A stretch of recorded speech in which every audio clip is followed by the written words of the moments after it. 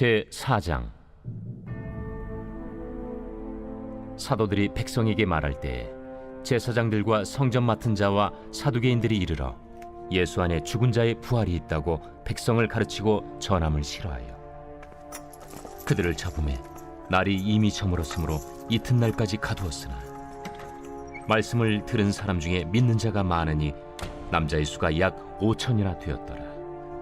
이튿날 관리들과 장로들과 서기관들이 예루살렘에 모였는데 대제사장 안나스와 가야바와 요한과 알렉산더와 및 대제사장의 문중이 다 참여하여 사도들을 가운데 세우고 묻되, 너희가 무슨 권세와 누구의 이름으로 이 일을 행하였느냐?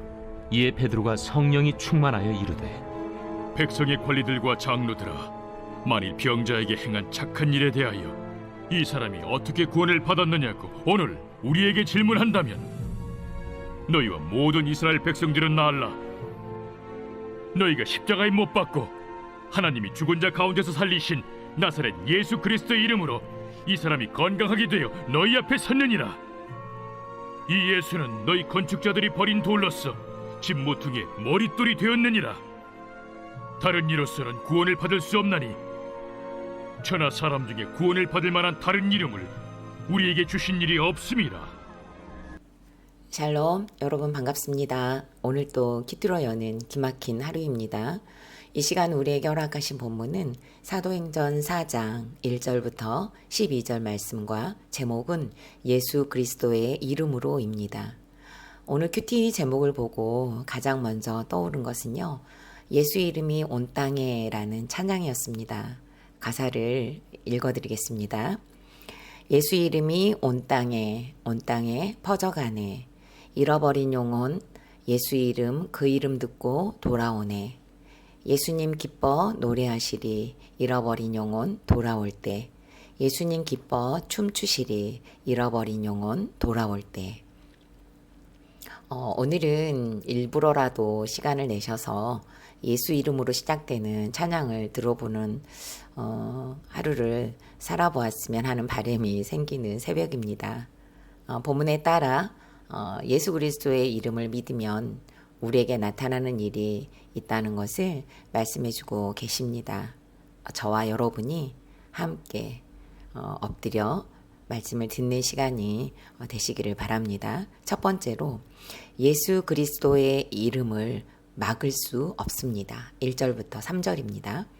사도들이 백성에게 말할 때 제사장들과 성전 맡은 자와 사두개인들이 이르러 예수 안에 죽은 자의 부활이 있다고 백성을 가르치고 전함을 싫어하여 그들을 잡음에 날이 이미 저물었으므로 이튿날까지 가두었으나 말씀을 들은 사람 중에 믿는 자가 많으니 남자의 수가 약 5천이나 되었더라.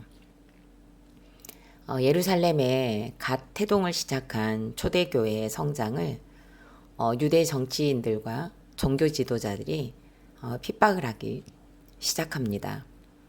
유대의 지도층들은 예수님의 부활을 자신들이 누리던 사회적 특권에 대한 도전으로 여겼습니다.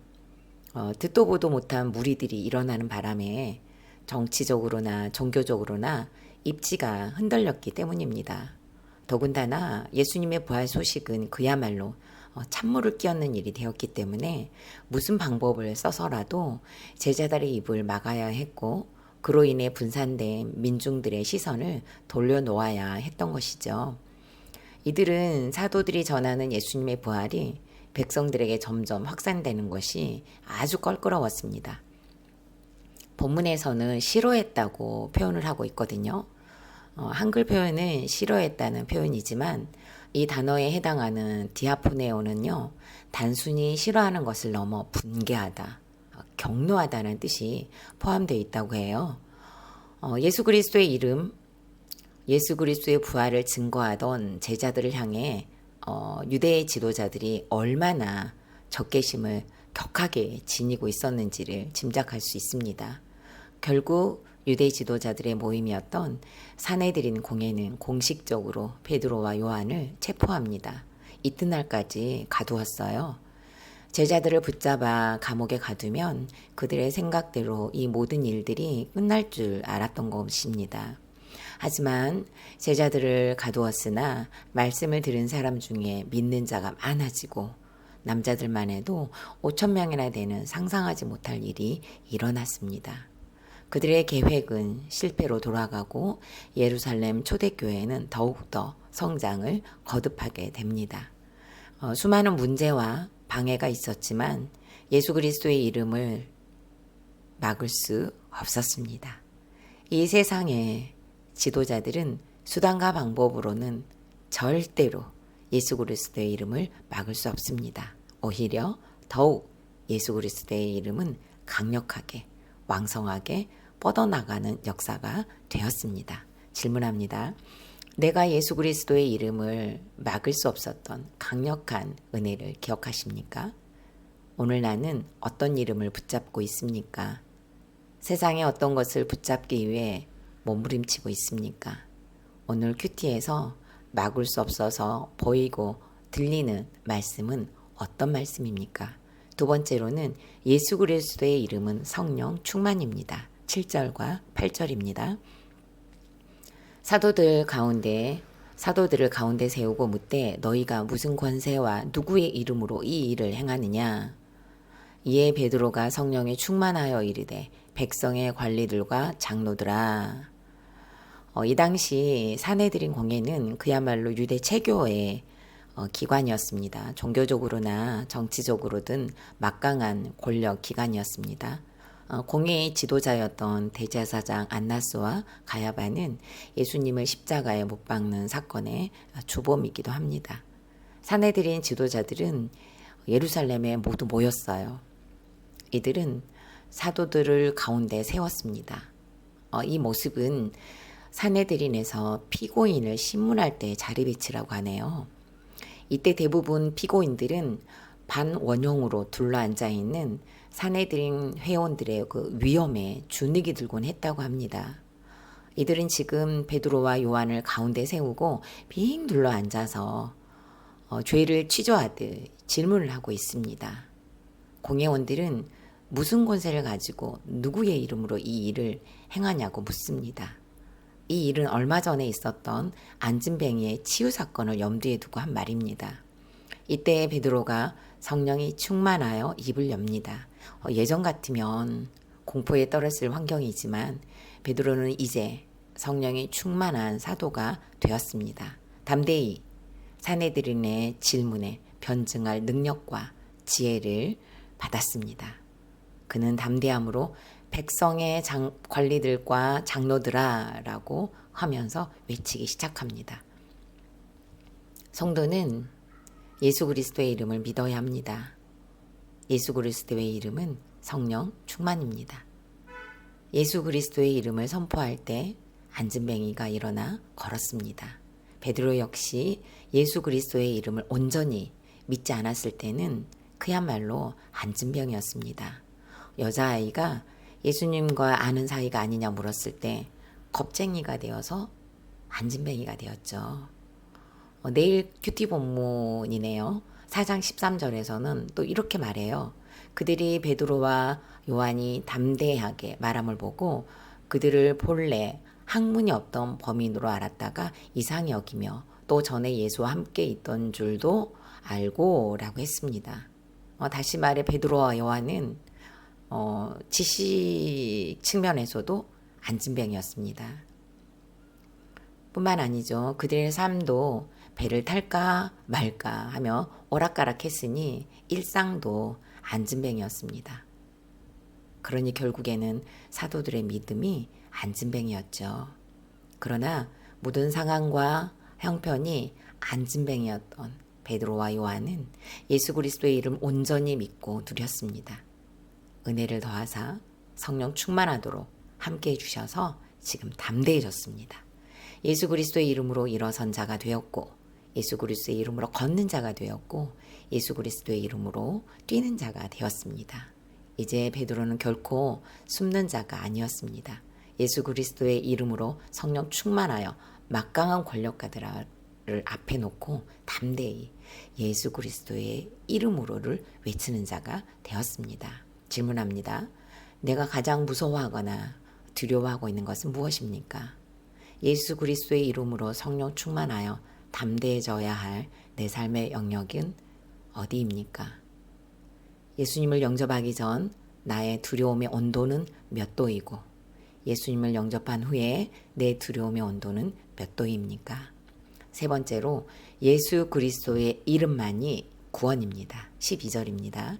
다른 이로서는 구원을 받을 수 없나니 천하 사람 중에 구원을 받을 만한 다른 이름을 우리에게 주신 일이 없음이라 하였더라. 아멘.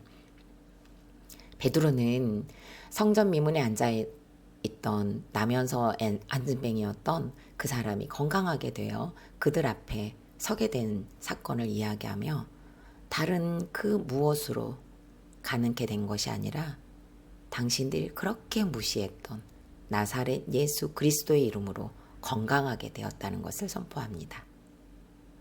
그 증거가 지금 바로 당신들 눈앞에 있지 않냐라고 이야기를 하고 있는 거죠.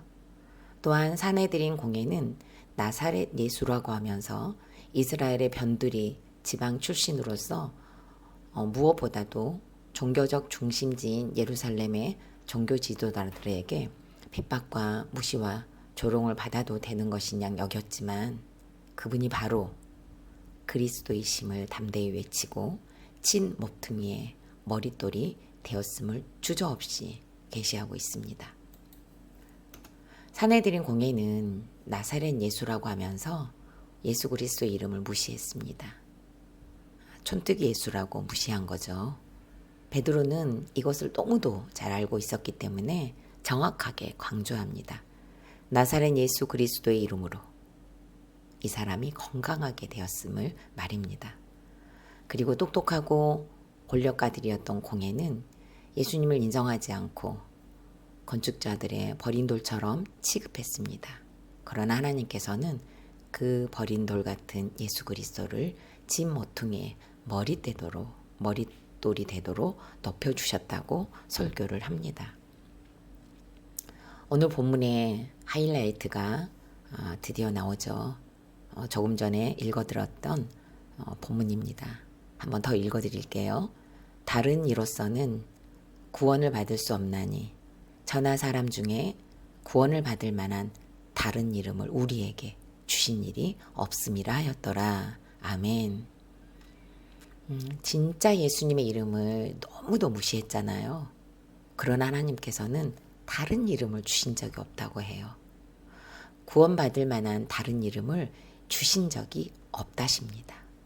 유일한 이름, 예수 그리스도의 이름만이 구원입니다. 여러분 믿습니까? 안진뱅이의 회복은 육체적 회복만을 의미하지 않습니다. 영적인 회복을 동시에 담고 있습니다. 예수 그리스도의 이름으로 안진뱅이였던 그의 영혼이 구원을 받았음을 의미합니다.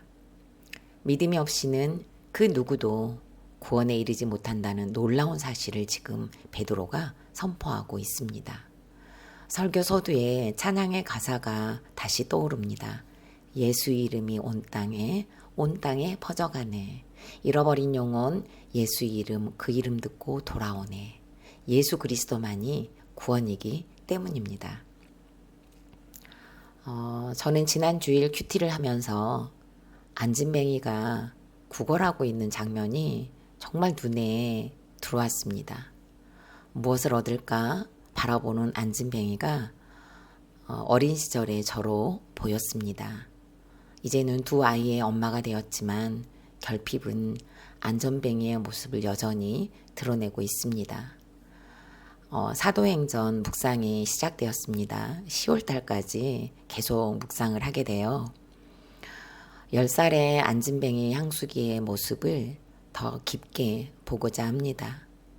애정결핍과 상처와 피해의식 중독, 트라우마에서 예수 그리스도의 이름으로 발과 발목에 힘을 얻고 저도 걷기도 하며 저도 뛰기도 하며 저도 찬송하는 그 한 사람이 되어가는 행전을 쓰기를 소망하는 간절함을 주셨습니다. 여러분도 안진뱅이의 모습이 있지 않나요? 예수 그리스도만이 구원자십니다. 예수 그리스도의 이름을 부르며 함께 가는 저와 여러분이 되어 우리의 행전을 다시 써보았으면 합니다. 질문합니다. 내 이름 때문에 생긴 상처나 사건이 있습니까? 내 이름을 드러내고 싶은 곳, 알리고 싶은 사람이 있습니까? 나는 예수 그리스도 이름만으로 만족하고 있나요? 부족하다고 생각하는 것은 무엇입니까? 마지막으로 9월 9일 보석상자입니다. 우리는 혼자 힘으로는 일어날 수 없습니다. 날마다 말씀을 통해 함께 가자고 하시는 주님의 음성을 들어야 하고 또 내가 누군가를 함께 가자고 초청해야 합니다. 아멘. 기도드리겠습니다. 살아계신 하나님 감사드립니다. 예수 그리스도 이름을 주셔서 감사합니다. 세상은 예수 그리스도의 이름을 막을 수 없습니다. 예수 그리스도는 성령 충만입니다. 예수 그리스도만이 구원입니다. 다른 이름을 주신 적이 없으시다고 분명하게 말씀해 주셨으니 예수 그리스도의 이름만으로 구원받는 은혜를 주시고 구원받는 우리는 예수 그리스도의 이름을 온 세상에 퍼지게 하는 도구가 되어 예수 이름 듣고 돌아오는 영혼들을 소망하게 하여 주옵소서. 예수님의 이름으로 기도드립니다. 아멘.